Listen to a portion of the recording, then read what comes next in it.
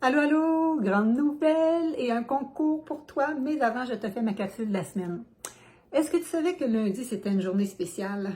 4 mars, journée du 17e anniversaire de ma fille et aussi journée mondiale de la lutte contre l'obésité.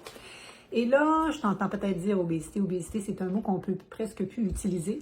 Puis moi, je suis la première vraiment à être dans l'acceptation de nos corps. Je suis la première depuis 30 ans qui travaille avec les femmes, notamment, pour qu'elles soient au mieux dans leur corps, dans leur tête, bien dans leur peau, débordant d'énergie. Et j'ai des femmes plus enrobées qui sont plus en forme que des plus minces, mais quand même, les études démontrent que quand on a un taux de taille plus élevé, c'est associé à des risques de santé. Ce que je voulais dire, c'est surtout une étude qui nous a démontré que depuis 1990, donc dans les derniers 30 ans, le poids des femmes a doublé, le poids des hommes a triplé, le poids des adolescents est multiplié par 4. Qu'est-ce que ça veut dire ça? Notamment celle des femmes. C'est associé à plus de problématiques de santé. Comme je te disais, ça multiplie par, je vais dire ça comme il faut, ça te multiplie par 4 tes risques de diabète, par 3 tes risques d'hypertension, par 2 tes risques de maladies cardiovasculaires, ça augmente tes risques de cancer et ça amène aussi des troubles du sommeil. Donc, c'est vraiment pas à négliger. Et c'est quoi les 5 principales raisons qui causent ça? L'étude démontrait que c'est certain qu'on est plus sédentaire, ça on le savait, on bouge de moins en moins en moins. On est de plus en plus stressé et un cortisol élevé, c'est l'hormone associée au stress, vient déséquilibrer aussi nos autres hormones. Ça nous porte à manger plus et souvent pas vers le brocoli puis le concombre. On a tendance à manger des aliments plus riches et donc c'est pas une bonne chose non plus. Et les 3 autres points, c'est vraiment parce qu'on mange trop. Il y a plus de suralimentation maintenant que de gens mal nourris sur la planète. C'est fou, on mange trop, mais pas nécessairement de nutriments. On mange trop de calories, mais qui nous amènent des calories vides.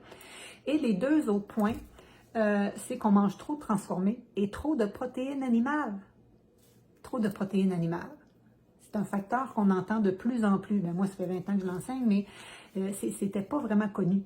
Et ça, Dr. Junot, il en parlait également. Je présentais il y a 2 mois un de ses travaux qui mentionnait, lui, justement, que de 1960 à 2010, dans les 60 dernières années, les femmes et les hommes ont pris comme un 30 livres. Le poids des femmes actuellement, c'était le poids des hommes en 1960. Donc, qu'est-ce qui cause ça? C'est ça qu'il disait également aussi. On mange trop souvent.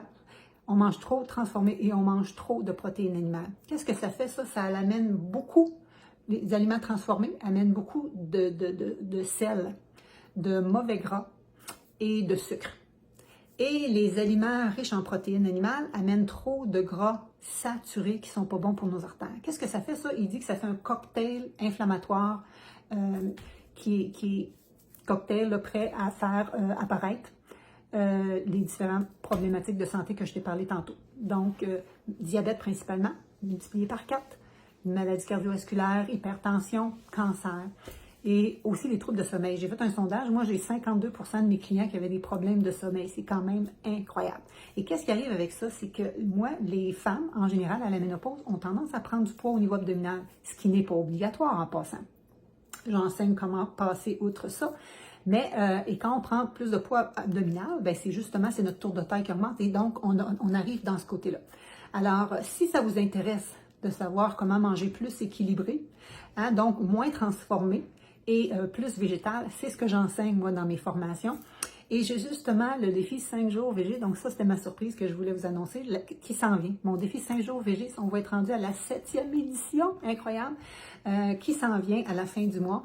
Vous pouvez déjà vous mettre sur la liste VIP pour être informé dès que les inscriptions vont s'ouvrir. Et également, c'est l'expo Manger Santé Bio à Montréal le week-end prochain. Et c'est aussi celui de Québec qui va suivre en avril. Et il y a 10 paires de billets à tirer. En fin de compte, c'est ma collègue Éminée, qui est une de mes expertes dans mes programmes de transformation santé en association pour ce tirage-là. 10 paires de billets. Donc, vous choisissez si vous voulez aller à Montréal ou à Québec. Donc, c'est fantastique. Vous avez juste à suivre le lien que je vais faire apparaître en bas de l'écran.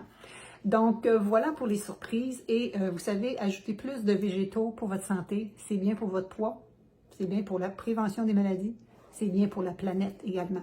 Donc, au plaisir de vous retrouver parmi nous et faites vraiment le message à tous vos amis pour qu'ils participent en grand nombre aussi à ce challenge VG-là, dans lequel il va y avoir bien des surprises, bien des tirages encore une fois et bien des histoires inspirantes.